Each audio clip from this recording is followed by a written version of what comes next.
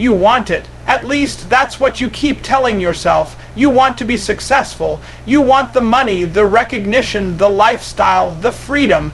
But let's keep it real. You don't want it bad enough.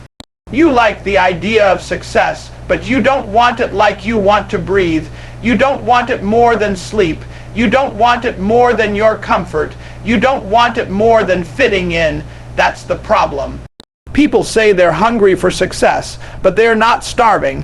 When you're starving, you'll eat whatever's on the table. You won't complain about the taste, the presentation, or the portion size. You'll just eat.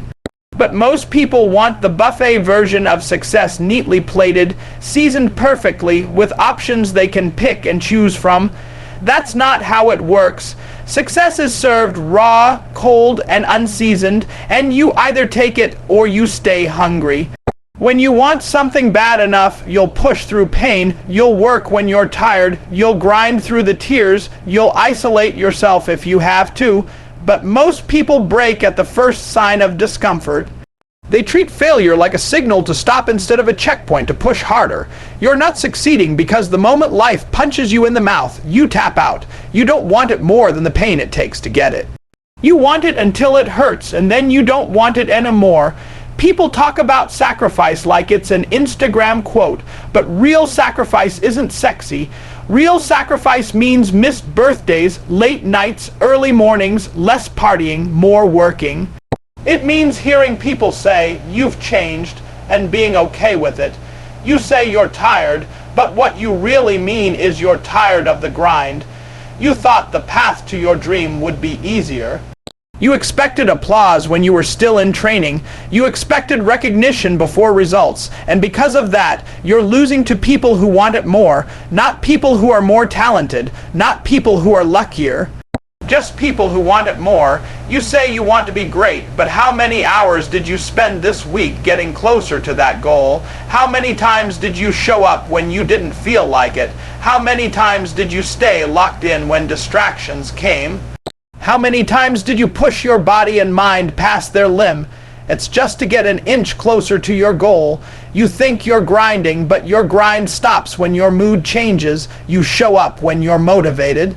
But the ones who win, they show up when they're broken. They show up when the world is silent. They show up when nobody's clapping. They show up when all the signs say quit, and they keep moving anyway. You don't want it bad enough if you're still making excuses. I'm too busy. I'm too tired. I don't have support. Everybody's got something. The winners just stop letting it be their story. They rewrite the narrative. They stop waiting for ideal conditions and start creating results in chaos. That's the difference. Wanting it isn't enough. The world is full of people who want to succeed. The difference is in who's willing to bleed for it. You've been talking about your dream for months, maybe even years, but talk doesn't pay bills. Talk doesn't build businesses. Talk doesn't win championships. You know what does: work, sweat, sacrifice.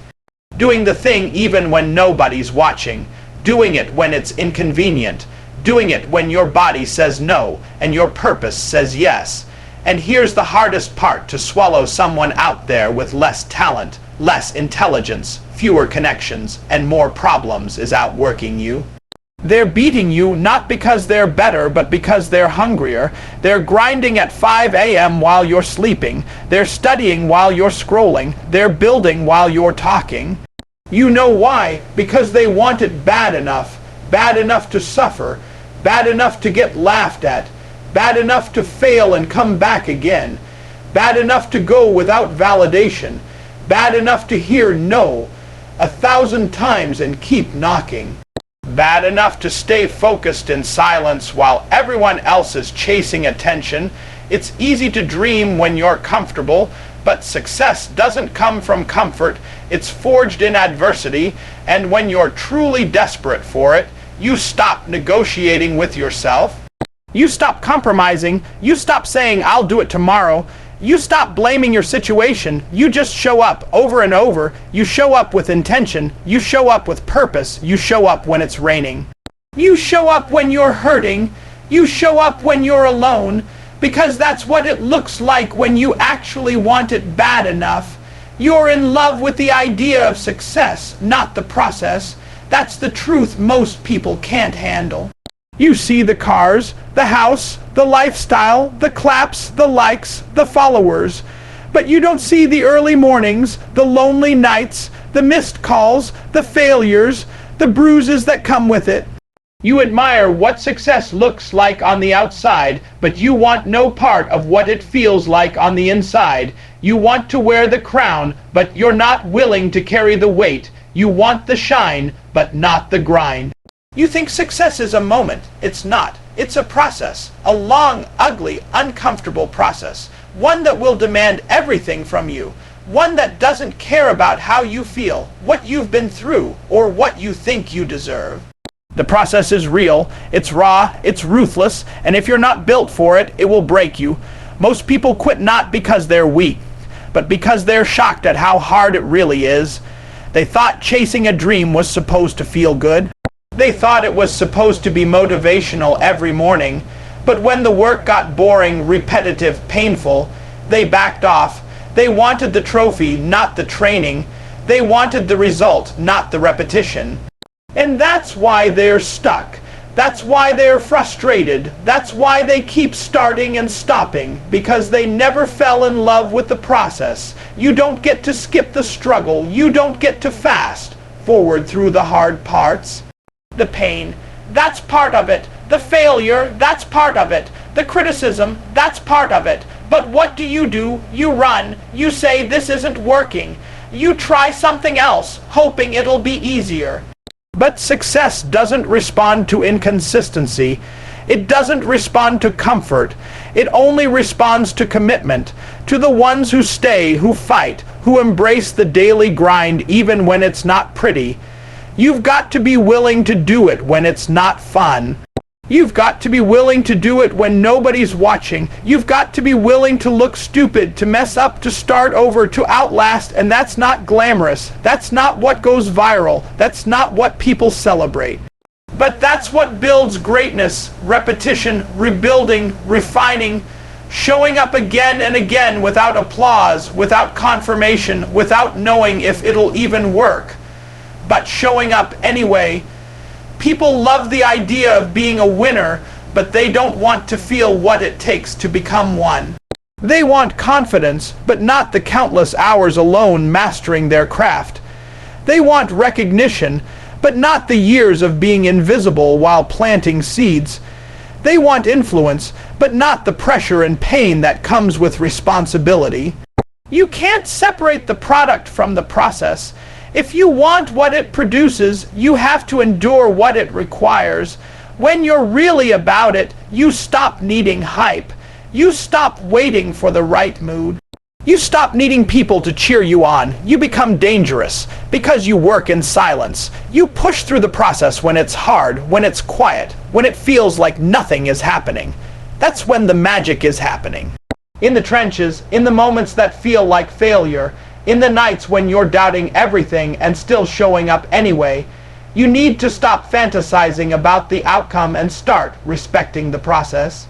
The reps you don't want to do are the ones that build your future. The tasks you keep skipping are the exact ones that separate the average from the elite. The boredom you're avoiding is the discipline you're lacking. Because let me tell you something, success isn't a highlight reel. It's a brutal, lonely, invisible war you fight with yourself every single day, and the only ones who make it out on top are the ones who learn to love the battle. You keep making excuses, not adjustments. That's the real problem. It's not your circumstances. It's not your past. It's not your resources. It's not the people who doubted you. It's not that life is unfair. It's that every time something gets hard, you tell yourself a story to protect your ego instead of changing your approach. You blame instead of build. You react instead of respond. You retreat instead of rise. Excuses feel good in the moment. They're comfortable. They're convenient. They give you a reason to stop trying, a reason to stay the same, a reason to feel okay about not moving forward, but they don't change anything. They don't move the needle. They don't build results. All they do is keep you exactly where you are. You say, I don't have enough time, but you scroll for hours, you binge shows, you hit snooze 6 times. You waste more time than you admit. It's not about time, it's about priorities. You say, I don't have the resources, but you haven't even used what's already in your hands. You're waiting on a perfect setup instead of maximizing the imperfect one in front of you. You say, I don't have the support, but you're still looking for applause in a season where you should be grinding in silence. You say, it's just not working, but you've barely scratched the surface. You want breakthrough after 1 round of effort. You want victory after 5 days of discipline. That's not how this works. You've convinced yourself that your situation is different, that your struggle is unique, that other people just have it easier. But everybody is fighting something. Everybody is working through pain. The ones who succeed, they don't make their pain the excuse. They make it the reason. They use it. They channel it, they adjust, because winners don't cry about the conditions, they adapt to them. They don't wait for things to get easier, they get stronger. They don't talk about what they can't do, they obsess over what they can. They don't say, it's not fair. They say, let me figure this out. They don't freeze in frustration. They find another route. They're not interested in staying stuck. They're obsessed with leveling up. The game doesn't care how you feel. Life doesn't slow down just because you're tired. So every time you choose to make an excuse, understand you're choosing to pause your progress. You're choosing to remain instead of rise. And the harsh truth, the people who are winning aren't necessarily smarter, stronger, or more talented. They've just made fewer excuses and more adjustments. You've got to develop that switch. That mindset that says, okay, this didn't work. Let me tweak it and not quit. Not complain, adjust. You've got to become a problem solver, a solution builder, a self-corrector, because growth only comes from friction, from learning, from changing, not from repeating the same excuses over and over and expecting different results. You say you want success, then prove it. Prove it by changing your habits, by changing your attitude, by changing how you talk to yourself. Stop justifying mediocrity. Stop explaining why it didn't happen. Start executing, start figuring it out, start moving differently, start being honest with yourself, because when you strip away the excuses, you're left with one question: are you willing to do what it takes or not? Not when it's easy, not when it's convenient, but when it's hard, when it's ugly, when you feel like giving up. That's when adjustments matter most. That's when growth kicks in. That's when the breakthrough starts forming.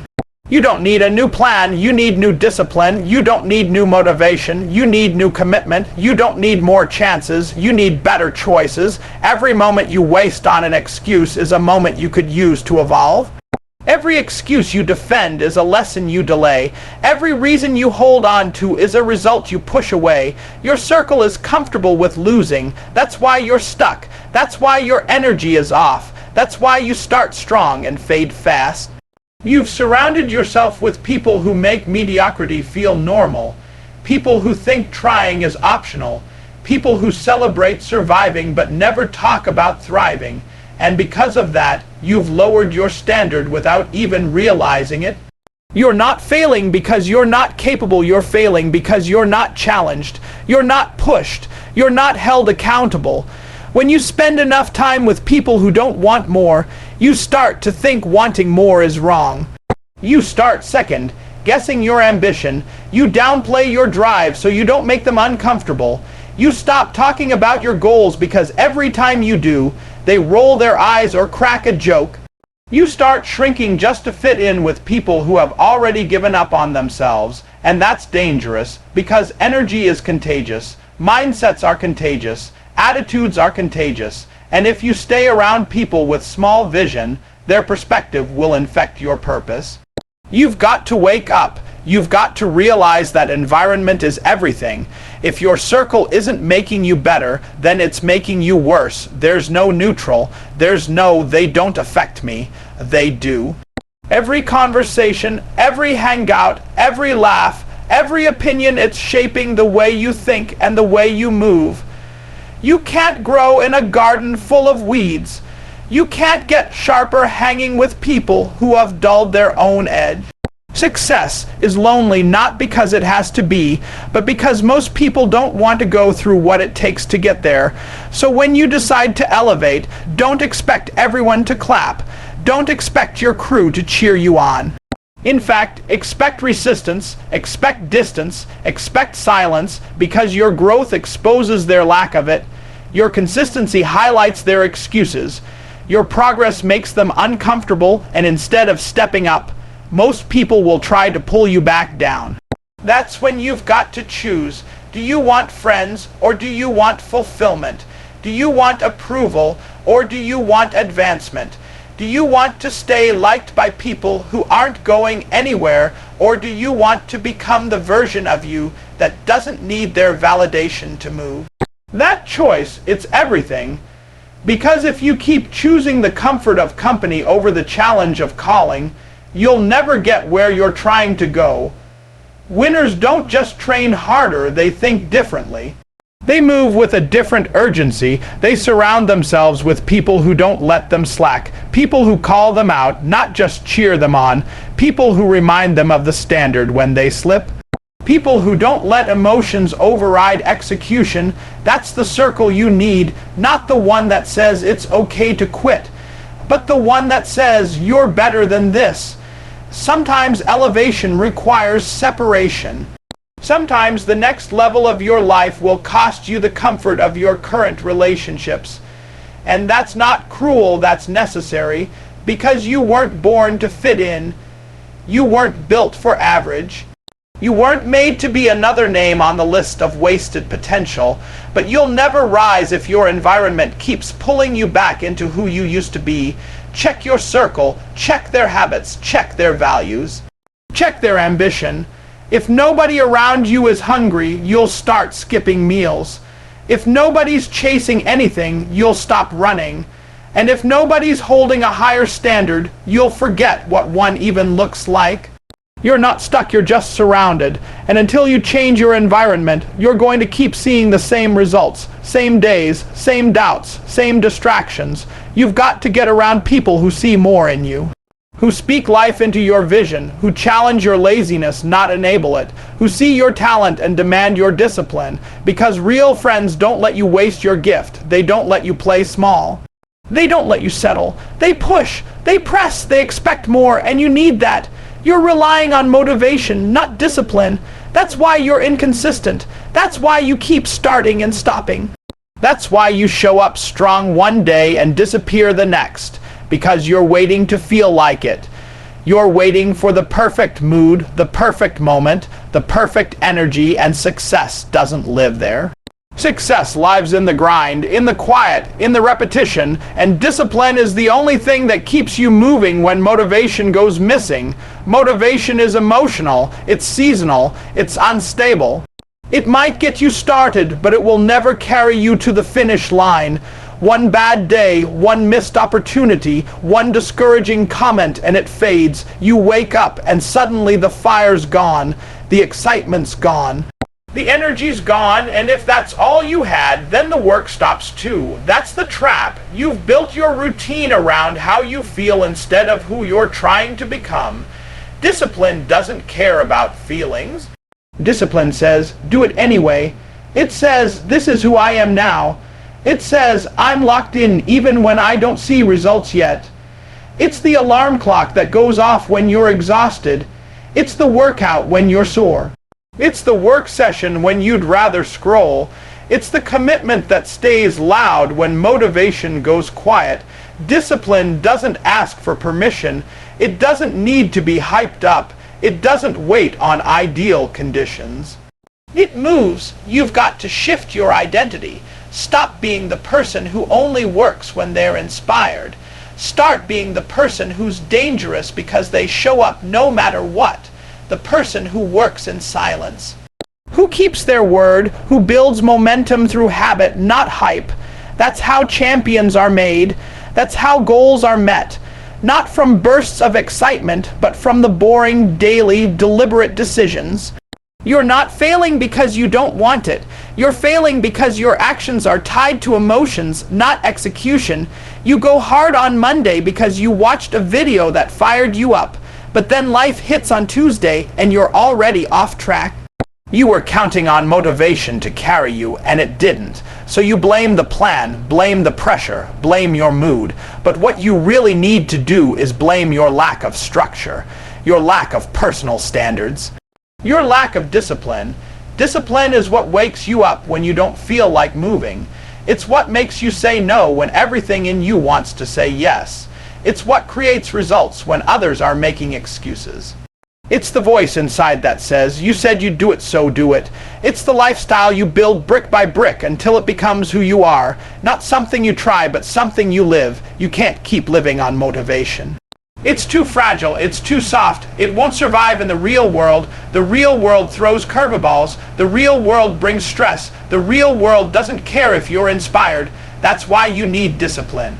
That's why you need internal order. You need routines, you need rituals, you need systems that keep you on track when life starts pulling you in every direction. You think successful people are always motivated. No, they're tired too. They're frustrated too. They feel resistance too, but they've trained themselves to move anyway. They've built habits that run on autopilot when motivation isn't available. They don't skip just because they're not in the mood. They don't talk themselves out of the grind. They get it done every day, every time. You've got to rewire your mind. Stop chasing that next wave of energy. Stop waiting for the perfect time to start.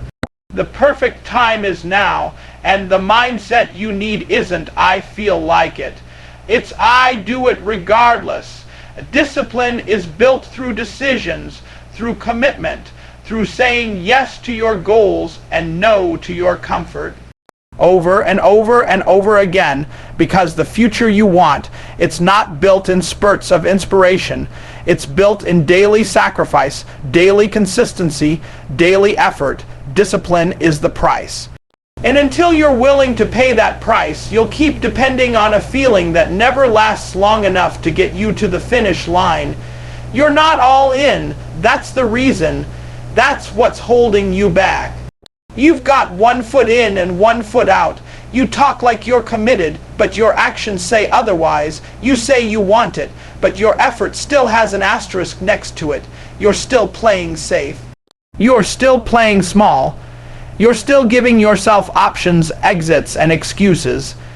And as long as you keep doing that, you'll never taste what real success feels like. You think you can tiptoe into greatness.